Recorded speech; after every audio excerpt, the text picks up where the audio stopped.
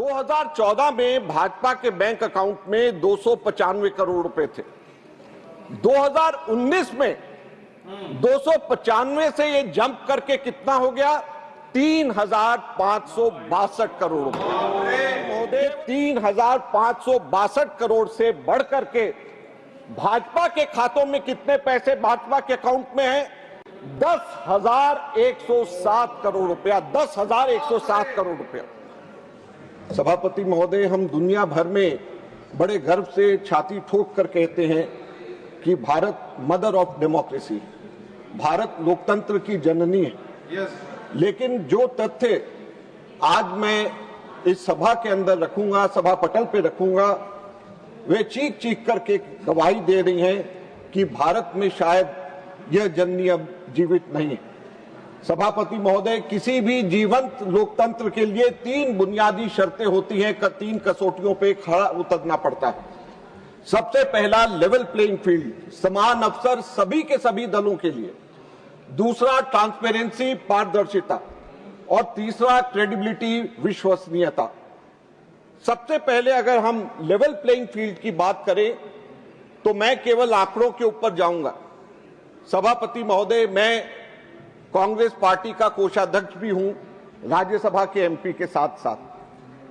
सभापति महोदय, पिछले 2-3 वर्षों से मैं हर इलेक्शन के बाद जैसे सभी पार्टीज को अपना हिसाब किताब देना होता है वो मैं दे रहा हूं, और जाहिर बात है कि मैं दूसरी पार्टीज का भी जो हिसाब किताब होता है उसको भी मैं देखता हूं। इलेक्शन कमीशन की वेबसाइट पे पब्लिक के लिए, सबके लिए वो वहां पर रहता है।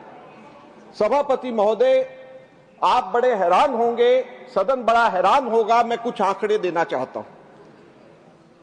हर इलेक्शन के बाद हम ये बताते हैं कि कितना पैसा खर्च हुआ, और साथ में ये भी बताते हैं कि कितना पैसा हमारे बैंक अकाउंट के अंदर है, और ये लेवल प्लेइंग फील्ड की बात इससे निकल करके आती है।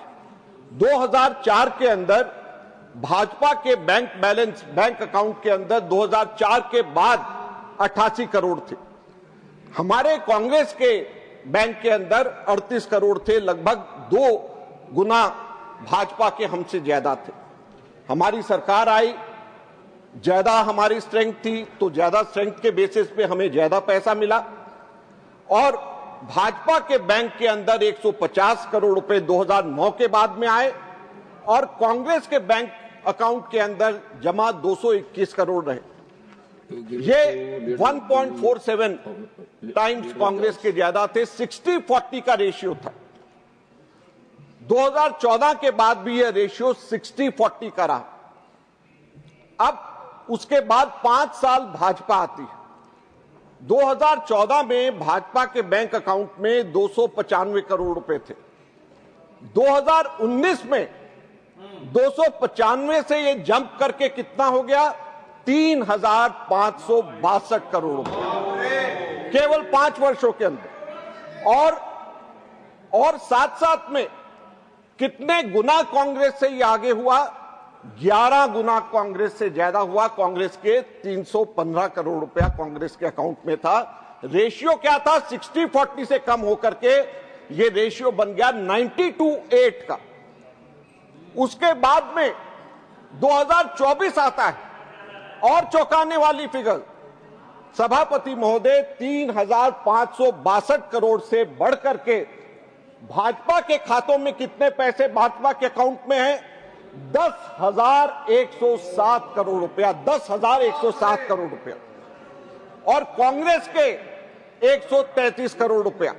75 गुना भाजपा के पास में कांग्रेस से ज्यादा पैसे बैंक अकाउंट के अंदर हैं। तो किस तरीके से लेवल प्लेइंग फील्ड है, किस तरीके से विपक्ष जो है सत्ताधारी पार्टी का मुकाबला करेगी। और रेशियो क्या है? 99:1 का रेशियो। 99:1 के रेशियो में ऑपोजिशन का और रूलिंग पार्टी का पैसा बैंक अकाउंट के अंदर जमा है। किस तरीके से आप सोचते हैं कि लोकतंत्र जिंदा होगा, किस तरीके से आप सोचते हैं कि लेवल प्लेइंग फील्ड यहां पे होगा, ये हम लोगों को समझ नहीं आता। सभापति महोदय, सिर्फ यहीं तक नहीं बात खत्म होती।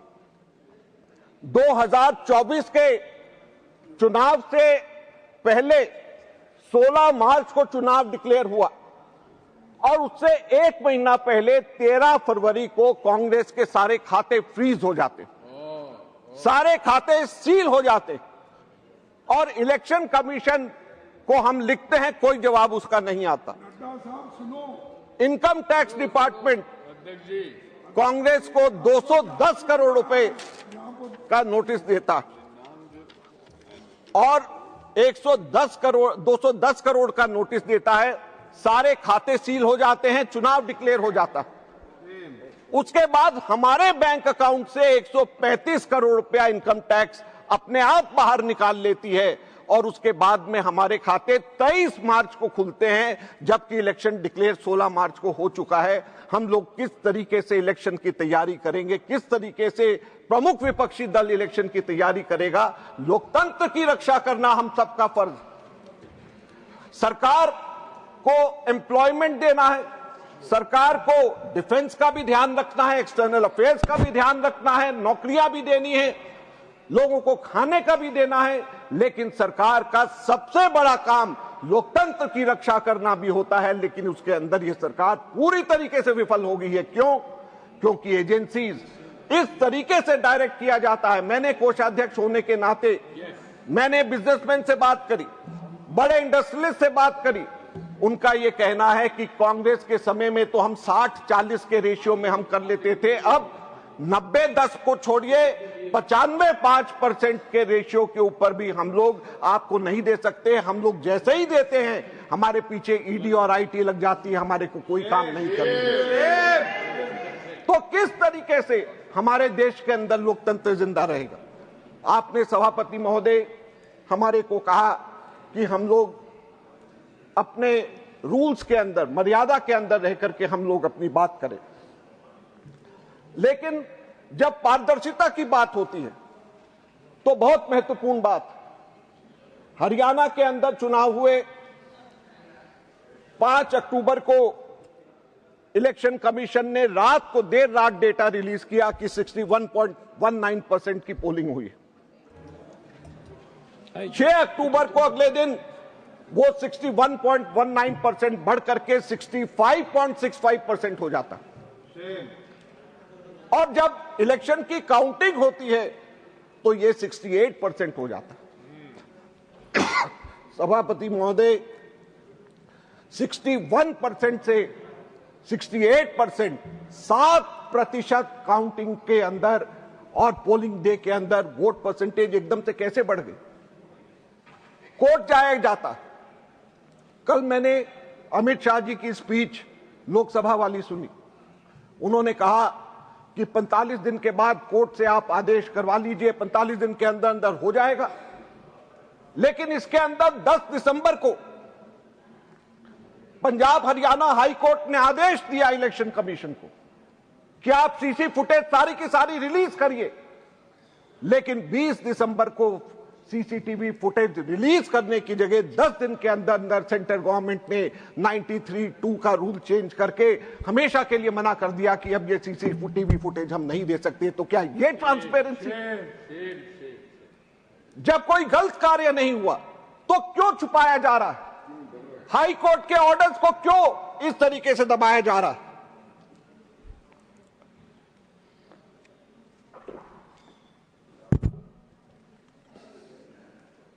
एक साल तक इससे पहले सीसीटीवी फुटेज का रिकॉर्ड रखा जाता था। उस एक साल की अवधि को कम करके 45 दिन कर दिया गया। कल अमित शाह जी कह रहे थे कि 45 दिन के अंदर कोई जाकर के इलेक्शन पिटीशन फाइल करे और कोर्ट से आदेश ले आए। हमने तो नहीं रोका, लेकिन इसके अंदर एक कैच है। इलेक्शन पिटीशन मेरे भी खिलाफ 2 बार हुए हैं, मैंने भी 1 बार खिलाफ में डाला है। 45 दिन का डेडलाइन इलेक्शन पिटीशन फाइल करने का होता है और 99.9% टाइम्स पे टेक्निकल ग्राउंड्स के ऊपर इलेक्शन पिटीशन के ऊपर ऑब्जेक्शन लगता है और जैसे ही टेक्निकल ग्राउंड्स के ऊपर ऑब्जेक्शन लगता है कई साल ये इलेक्शन पिटीशन चला जाता है और 45 दिन की बात छोड़िए, 1 साल के अंदर भी उसका फैसला नहीं हो सकता और वो डायरेक्शंस हाई कोर्ट या दूसरी कोर्ट्स नहीं दे सकती। तो किस तरीके से हम ये उम्मीद करेंगे कि ट्रांसपेरेंसी रहेगी, लोगों की शिकायत होगी तो कहां पे जाएंगे। यही नहीं, दूसरा एक उदाहरण कर्नाटक के अलंग का मैं देना चाहूंगा। सभापति महोदय, अलंग विधानसभा के अंदर दिसंबर 2022 से फरवरी 2023 के बीच 6018 मतदाताओं के नाम के हटाने के आवेदन आते। बाद में यह पता चला, जब कंप्लेंट हुई, सीआईडी ने जांच किया कि 5994 आवेदन जाली है। 6018 में से 5994 ये किसके नाम थे? ये दलित और अल्पसंख्यकों के नाम थे। सीआईडी ने जांच शुरू कर दी। चुनाव आयोग से सिर्फ एक छोटी सी जानकारी मांगी कि जिन कंप्यूटर से ये फर्जी फॉर्म भरे गए थे उनका आईपी एड्रेस और पोर्ट नंबर दीजिए। सीआईडी ने एक बार नहीं, दो बार नहीं, कई बार इलेक्शन कमीशन को लिखा, लेकिन इलेक्शन कमीशन से कोई जानकारी नहीं आई। बाद में एसआईटी गठित हुई तो यह पता चला 80 रुपए प्रति वोट काटने का धंधा चल रहा था और चुनाव आयोग पुलिस की मदद करने की बजाय जांच को ब्लॉक कर रहा था। क्या वोट चोरों को बचाना ही अब चुनाव आयोग का काम रह गया? सभापति महोदय, मैं किसी एक व्यक्ति की बात नहीं कर रहा। पूरे के पूरे चुनाव आयोग को अपनी विश्वसनीयता बनानी पड़ेगी, क्रेडिबिलिटी बनानी पड़ेगी। अगर क्रेडिबिलिटी और विश्वसनीयता नहीं अक्षुण्ण रखी जाएगी तो लोकतंत्र खत्म हो जाएगा, लोकतंत्र मर जाएगा। अगर अंपायर ही एक टीम की जर्सी पहन लेगा तो दूसरी टीम क्या करेगी?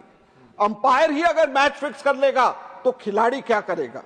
सुप्रीम कोर्ट ने मार्च 2023 में ऐतिहासिक फैसला दिया कि चुनाव आयुक्तों की नियुक्ति एक निष्पक्ष कमेटी को करनी चाहिए ताकि सत्ताधारी पार्टी के अधीन कार्यपालिका को पूरी शक्ति ना दी जाए।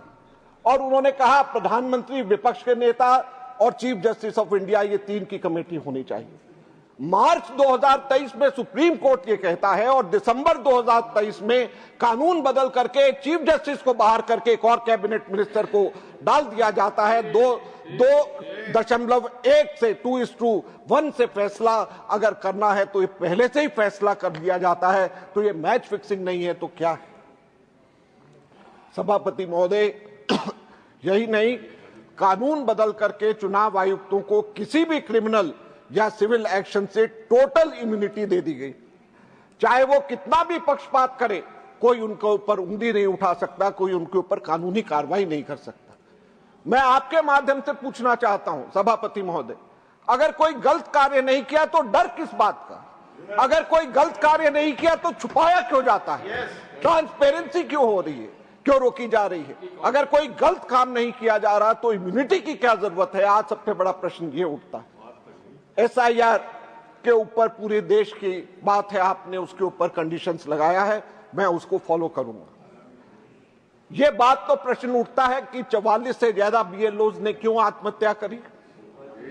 बर्डन ऑफ प्रूफ आज सरकार को अपना जो उसको करना चाहिए उसकी जगह नागरिकों के ऊपर डाल दिया गया। बिहार में आधार कार्ड सुप्रीम कोर्ट ने कहा सबूत होना चाहिए, लेकिन बावजूद उसको नहीं माना गया, सुप्रीम कोर्ट के आदेश को नहीं माना गया। तो सभापति महोदय, इन सब चीजों के ऊपर प्रश्न तो उठते ही हैं।